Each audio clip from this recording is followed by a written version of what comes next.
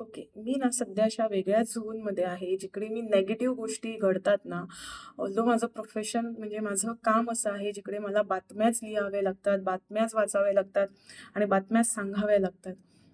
आणि तिकडे असं असताना सुद्धा ना, मी प्रयत्न करते, की मी निगेटिव्ह गोष्टींचा कोणताही परिणाम माझ्यावरती करून घेणार नाही. मग त्या वेगळ्या-वेगळ्या बातम्या असतील, करप्शन असेल, पॉलिटिक्स असेल, सोशल इश्यूज असतील, कल्चरल असेल आणि सगळ्यात महत्त्वाचं म्हणजे क्राईम.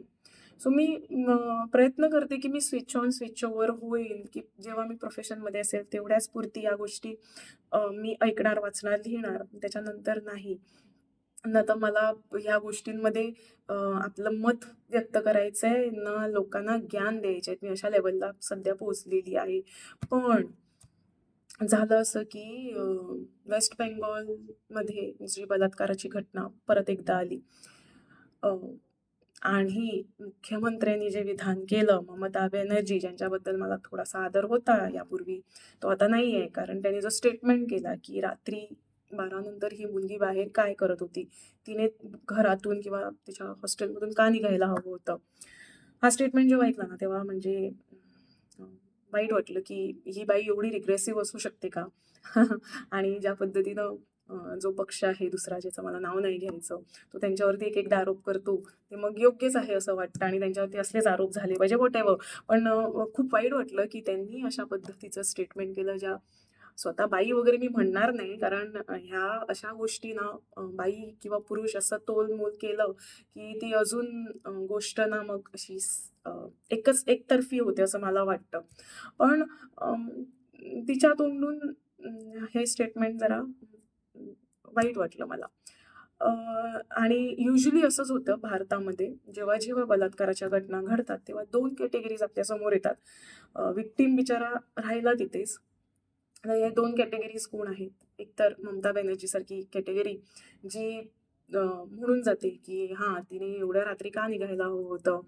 मग तिने कपडेच कसले घातले असतील किंवा अ, असं वेगवेगळे कारण. मग ती कामाला जाऊ दे, नाहीतर आणि कुठल्या इतर गोष्टीला. म्हणजे ती घरातून 12 नंतर बाहेर पडली तर तिचा रेप हा होणारच, असं हे त्याला एक्सेप्टन्स देतात हेच मंत्री आपले किंवा राजकारणी. म्हणजे किती रिग्रेसिव्ह आहे ही गोष्ट आणि किती संतापजनक आहे ही गोष्ट, हे लक्षात घेतलं पाहिजे.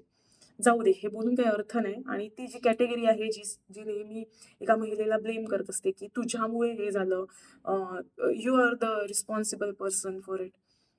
ह्या कॅटेगरीबद्दल मला काही वाटत नाही, कारण मी एक्सेप्ट केलेलं आहे, की भारतामध्ये ही कॅटेगरी पिढ्यानपिढी अ, अस्तित्वात असणार. सो हे माझ्यासाठी नवीन नाहीये.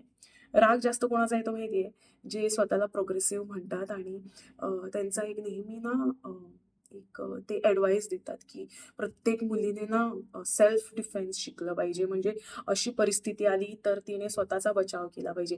मला ह्या ग्रुपचा सगळ्यात जास्त राग येतो. कारण हा ग्रुपसुद्धा अ, एका अर्थी रेपला एक्सेप्टन्स देतात, की नाही तू जर रात्रीची बाहेर निघाली आणि जर तुझ्या जवळ कोण आला तुझा रेप करायला, तुला मॉलेस्ट करायला, तर तुला सेल्फ डिफेन्स करता आला पाहिजे. म्हणजे किती मूर्खपणा आहे हा. ही कॅटेगरी किती नीच आणि किती नालायक आहे. मला एक सांगा, की गँग रेपसारखी जेव्हा गोष्ट होते, 4 पुरुष, 4 मुलं जेव्हा समोर तुझ्या येणार किंवा एका महिलेच्या, एका मुलीच्या, मी ना लिहून देते.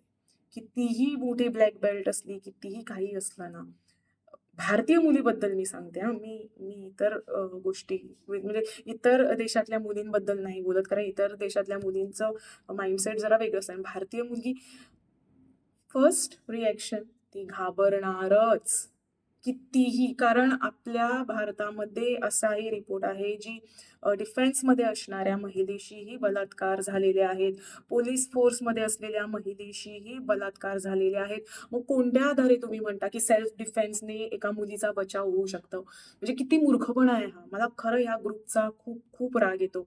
अशा वेळेला ना मी नेहमी म्हणते, की जेव्हा कोणताही क्राईम घडतो, तेव्हा त्या गोष्टीच्या मूळ समस्येकडे लक्ष आपण का देत नाही? तुमच्या भारतीय संस्कृतीमध्ये एवढी पितृसत्ता भरलेली आहे, की तुम्ही मुलांना एक वेगळी कॅटेगरी त्यांची तयार केलेली आहे.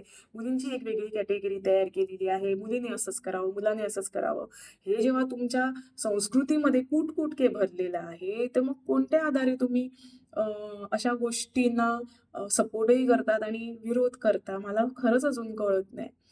सांगण्याचा मुद्दा आता मी मेन मुद्द्याकडे येते, की क्रिमिनल सायकॉलॉजिस्ट म्हणजे एक मी त्यांचं नाव सांगेन रॉबर्ट रॉबर्ट हेझलवूड हे जे आहेत त्यांनी अशा रेपिस्ट क्रिमिनल सायकॉलॉजीमध्ये अभ्यास केलेला आहे, की हे रेपिस्ट नेमके का रेप करतात? त्यांची मानसिकता कशी असते?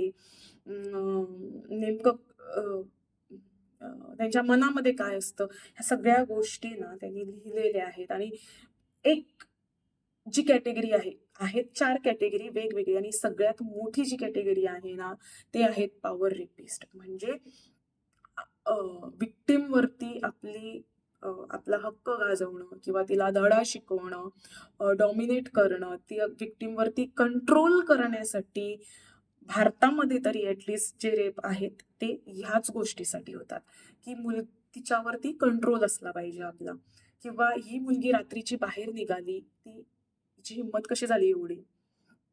रात्रीचं निघणं, हिला एवढा इंडिपेंडन्स कोणी दिला?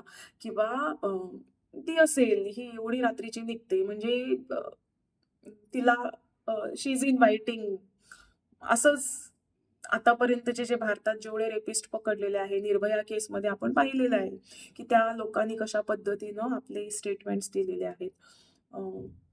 व्हिक्टिमलाच त्या लोकांनी शेवटी ब्लेम केलेलं आहे. सो हे जे पॉवर रेपिस्ट आहेत ना, पॉवर रेपिस्ट ह्यांची संख्या ना भारतामध्ये मोठी आहे. हे लक्षात घ्या आणि हे कुठेही असू शकतात. तुम्हाला धडा शिकवण्यासाठी हे या लेव्हललाच जातील. तुम्हाला म्हणजे महिलेला. माझा हा व्हिडिओ हा महिलांसाठी आहे. पुरुष ऐकणार आणि त्यांच्यामध्ये जर त्यांना जर वाटत असेल, की हां बाई ही काहीतरी योग्य बोलते, तर मी मी थँक म्हणेन तुम्हाला, की तुम्ही एक्सेप्ट केलं ह्या गोष्टीला. पण जास्त करून हे पुरुष माझं काही ऐकत नाही. त्यांना नेहमीच मी काही बोललेलं त्यांना ते काय म्हणतात ते अनरिअलिस्टिक वाटतं. बट व्हॉटएव्हर मला एवढी खात्री आहे, की जेवढ्या बायका किंवा महिला माझा हा व्हिडिओ बघत असतील त्यांना ह्या गोष्टी पटेल. आणि पटेल म्हणजे काय? क्रिमिनल सायकॉलॉजिस्ट जेव्हा सांगतो, की हे रेप रेप जेव्हा पहिल्यांदा होतो आणि मोठ्या संख्येने जेव्हा होतो, ते फक्त व्हिक्टिमवरती आपलं अ, हक्क गाजवण्यासाठी किंवा तिला डॉमिनेट करण्यासाठी टूल म्हणून वापरलं जातं सेक्शुअल असॉल्ट. हे लक्षात घ्या. त्याच्यामध्ये कपडे, वेळ, जात-पात हे काही येत नाही. आणि मी मुद्दाम आता जातीचा उल्लेख केला ह्याच्याचसाठी कारण भारतामध्ये दलित महिलांवरती मोठ्या संख्येनं बलात्कार होतात, हत्या होतात, ह्याच्यावरती अजूनपर्यंत बोललं जात नाही. जेव्हा फक्त सिटीजमध्ये अशा गोष्टी घडतात, तेव्हाच हे विषय बाहेर येतात आणि कुठेतरी मग ते कॅन्डल लाईट मोर्चे काढले जातात. मग कुठेतरी ते इन्फ्लुएन्सर्स नको तसे रील्स बनवतात. बाकीचे सेल्फ डिफेन्सचे आपले ज्ञान देतात. म्हणजे फक्त ज्ञान देण्याच्या गोष्टी होतात. मूळ भारतामध्ये जे घडतं, बलात्काराच्या घटना, त्याच्यावरती अजूनपर्यंत लोकं लक्ष देत नाही. आणि ते जाणीवपूर्वक आहे. असं नाही की त्यांना लक्ष द्यायचं आहे. म्हणजे सगळ्यांना माहिती आहे, की बलात्कार का होतात. याचं काही वेगळं रॉकेट सायन्स नाहीये ते जाणून घेण्यासाठी. अ, ह्या दरम्यान अजून एक गोष्ट हे झाली महिलांची. आता आणि मी जसं म्हटलं होतं, की क्रिमिनल सायकॉलॉजिस्टनी रेपिस्टचे 4 कॅटेगरीज सांगितलेल्या आहेत. एक जो मी आता सांगितलं, की पॉवर रेपिस्ट जे कशासाठी रेप करतात तर या आणि त्याचे भारतामध्ये सगळ्यात मोठ्या व्हिक्टिम आहेत ना, त्या दलित महिला आहेत, या लक्षात घ्या. हे लक्षात घ्या. जरासं वाचा. वाचल्यानंतर कळेल. आणि ते कॅन्डल लाईट मोर्चे बायकांना ते ज्ञान देणं जरा बंद करा सेल्फ डिफेन्सचे. मला नाही शिकायचं सेल्फ डिफेन्स. मी मी कशाला जाऊ सेल्फ डिफेन्स शिकायला? मी सकाळी उठून ट्रेन का होऊ? त्या एका अशा गोष्टीसाठी जी मला कधी आवडतच नाही. म्हणजे माझ्यावरती बलात्कार होऊ नये म्हणून मी जाऊन सेल्फ डिफेन्स शिकू. कशासाठी? आणि हेल्थच्या बाबतीत जर बोलायचं असेल तर मी वेगळ्या काहीतरी गोष्टी करेन. मी जाऊन ते बॉक्सिंग किंवा कराटे किंवा टायकांडो का म्हणून शिकू? किती मूर्खपणा आहे. आणि पुरुषांनी तर असले ॲडवाईस प्लीज देणं बंद करा. राग येतो. मला पर्सनली राग येतो. सेल्फ डिफेन्सचे धडे देऊ नका. लहान मुलांनी काय करायचं मग? जी जन्माला आलेली मुलगी आहे, 2 महिन्याची, 3 महिन्याची, 4 महिन्याची, 6 महिन्याची, 1 वर्षाची, त्या लोकांनी काय करायचं? कुठे लाथ मारायची? किती मूर्खपणा आहे हा! जाऊ दे. सो जे सायकॉलॉजिस्ट आहे त्यांनी ते 4 प्रकार सांगितलेले आहेत. 4 रेपिस्टची कॅटेगरी आहे. पॉवर रेपिस्ट, मग अँगर रेपिस्ट, सॅडिस्टिक आणि अपॉर्च्युनिस्टिक. आता अपॉर्च्युनिस्टिक सुद्धा महत्वाचं आहे. हा मी मुद्दा सुद्धा कव्हर करेन. आता मी महिलांचं बोलले. इथे अपॉर्च्युनिस्टिक जे रेपिस्ट आहेत ना, ह्याचे जास्तसे विक्टिम माझ्या माहितीप्रमाणे ही मुलं असतात, मुलगे. आणि त्याचं उदाहरण सुद्धा आपल्या समोर आलेलं आहे. कुठेतरी एका जे स्वतःला NGO म्हणतात अशा एका संस्थेवरती आरोप झालेले आहेत. मी नाव नाही घेणार, माहिती असेल तुम्हाला. त्याच्यावरती असे आरोप झालेत की त्या संस्थेमध्ये शोषण केलं जातं. विक्टिम कोण आहे? तर पुरुष. आणि ही सिच्युएशन कशी आहे? अपॉर्च्युनिटी ग्रॅब करणारी. सो भारतामध्ये जे बलात्काराच्या घटना घडतात त्या कपडे किंवा वेळ, महिला म्हणजे फिमेल, मेल ह्या कोणत्याही गोष्टी बघत नाहीयेत. ह्याचं मूळ कारण हेच आहे. एकतर आपली मर्दांगी दाखवणं आणि दुसरी अपॉर्च्युनिटी जेव्हा मिळतं तेव्हा वाय नॉट? ही मानसिकता आहे भारतातल्या ह्या अशा क्रिमिनल लोकांची.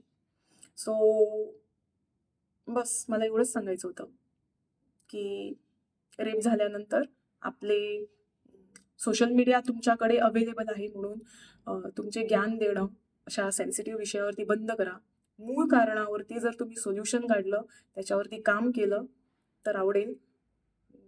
पण व्हिडिओज काढून, रील्स काढून, पोस्ट टाकून आपले ज्ञान देऊ नका, एवढंच मला म्हणायचं आहे. आणि राजकारण्यांबद्दल तर मी बोलणारच नाही, कारण अर्थहीन आहे ते बोलणं. That's it. टाटा.